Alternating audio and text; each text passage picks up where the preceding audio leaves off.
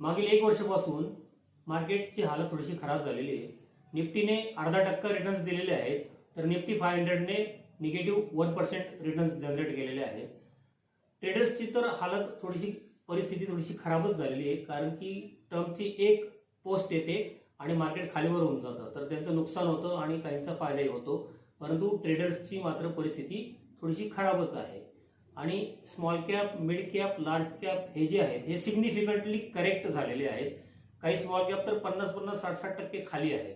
मात्र यामध्ये देखील ज्यांनी फायदा घेतला आहे ते आहेत एसआयपी इन्व्हेस्टर्स। एसआयपी इन्व्हेस्टर्सचं जर तुम्ही बघाल तर लार्ज कॅपने ज्यांनी लार्ज कॅपमध्ये एसआयपी केली त्यांना 4.4% एका वर्षात रिटर्न्स मिळाले आहेत। ज्यांनी फ्लेक्सी कॅपमध्ये इन्व्हेस्ट केलेले आहेत त्यांना 4.7% पर्यंत रिटर्न्स मिळाले।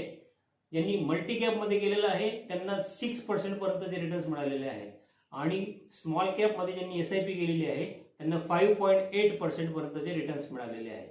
तर काय म्हणतात, सही है एसआयपी करना सही है, असं जे म्हणतात ते खरंच आहे।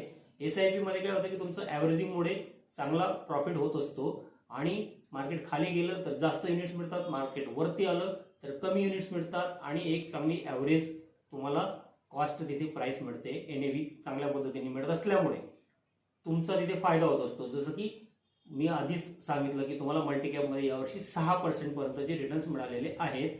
मात्र निफ्टीने आणि निफ्टी 500ने तुम्हाला कुठलाही पद्धतीचा यावर्षी परतावा दिलेला नाही। तो एसआयपी सही है, एसआयपी करते रहिए। अधिक मार्गदर्शनासाठी तुम्ही आम्हाला खालील नंबरवर संपर्क करू शकता। थँक्यू।